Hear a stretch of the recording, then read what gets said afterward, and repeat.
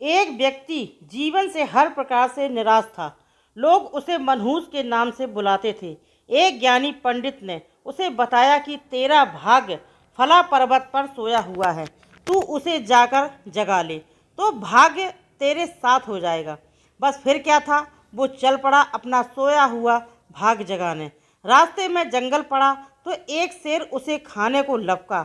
वो बोला, भाई मुझे मत खाओ, मैं अपना सोया भाग्य जगाने जा रहा हूँ। शेर ने कहा कि तुम्हारा भाग्य जाग जाए तो मेरी एक समस्या है, उसका समाधान पूछ कर ले आना। मेरी समस्या ये है कि मैं कितना भी खाऊं मेरा पेट भरता ही नहीं है। हर समय पेट भूख की ज्वाला से जलता रहता है। मनहूस ने कहा, ठीक है। आगे जाने पर एक किसान के घर उसने रात बिताई। बातों बातों में पता चलने पर कि वो अपना सोया भाग जगाने जा रहा है, किसान ने कहा कि मेरा भी एक सवाल है, अपने भाग्य से पूछकर उसका समाधान लेते आना। मेरे खेत में मैं कितनी भी मेहनत कर लूं, पैदावार अच्छी होती ही नहीं। मेरी शादी योग्य एक कन्या है, उसका विवाह इन परिस्थितियों में मैं कैसे कर पाऊंगा। मनहूस बोला, ठीक है। और आगे जाने पर वो एक राजा के घर मेहमान बना। रात्रि भोज के उपरांत राजा ने ये जानने पर कि वो अपने भाग्य को जगाने जा रहा है, उससे कहा कि मेरी परेशानी का हल भी अपने भाग्य से पूछते आना। मेरी परेशानी ये है कि कितनी भी समझदारी से राज्य चलाऊं, मेरे राज्य में अराजकता का बोलबाला ही बना रहता है। मनहूस ने उससे भी कहा, ठीक है। अब वो पर्वत के पास पहुंच चुका था।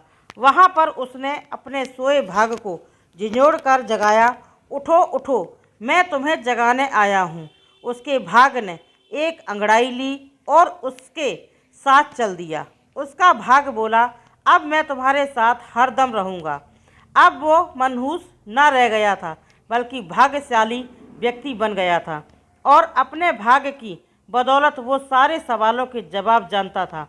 वापसी यात्रा में वो उसी राज्य का मेहमान बना और राजा की परेशानी का हल बताते हुए वो बोला, चूँकि तुम एक स्त्री हो और पुरुष वेश में रहकर राजकाज संभालती हो, इसलिए राज्य में अराजकता का बोलबाला है।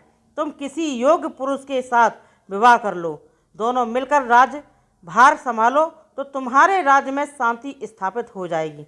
रानी बोली, तुम ही मुझसे ब्याह कर लो, तुम ही मुझसे ब्याह कर लो और यहीं रह जाओ। भाग्यशाली बन चुका वो मनहूस इनकार करते हुए बोला, नहीं नहीं, मेरा तो भाग्य जाग चुका है, तुम किसी और से विवाह कर लो। तब रानी ने अपने मंत्री से विवाह किया और सुखपूर्वक राज्य चलाने लगी। कुछ दिन राजकीय मेहमान बनने के बाद उसने वहां से विदा ली। चलते चलते वो किसान के घर पहुंचा और उसके सवाल के जवाब में बताया कि तुम्हारे खेत में 7 कलश हीरे जवाहरात के गड़े हैं। उस खजाने को निकाल लेने पर तुम्हारी जमीन उपजाऊ हो जाएगी और उस धन से तुम अपनी बेटी का ब्याह भी धूमधाम से कर सकोगे। किसान ने अनुग्रहित होते हुए उससे कहा कि मैं तुम्हारा शुक्रगुजार हूँ, तुम ही मेरी बेटी के साथ विवाह कर लो। पर भाग्यशाली बन चुका वह व्यक्ति बोला कि नहीं नहीं, मेरा तो भाग्योदय हो चुका है, तुम कहीं और अपनी सुंदर कन्या का विवाह करो। किसान ने उचित वर देखकर अपनी कन्या का विवाह किया और सुखपूर्वक रहने लगा। कुछ दिन किसान की मेहमान नवाजी भोगने के बाद वो जंगल में पहुंचा और शेर से उसकी समस्या के समाधान स्वरूप कहा कि यदि तुम किसी बड़े मूर्ख को खा लोगे तो तुम्हारी ये क्षुधा शांत हो जाएगी। शेर ने उसकी बड़ी आवभगत की और यात्रा का पूरा हाल जाना। सारी बात पता चलने के बाद शेर ने कहा कि भाग्योदय होने के बाद इतने अच्छे और बड़े 2 मौके गंवाने वाले ए इंसान, तुझसे बड़ा मूर्ख और कौन होगा। तुझे खाकर ही मेरी भूख शांत होगी। और इस तरह वो इंसान शेर का शिकार बनकर मृत्यु को प्राप्त हुआ।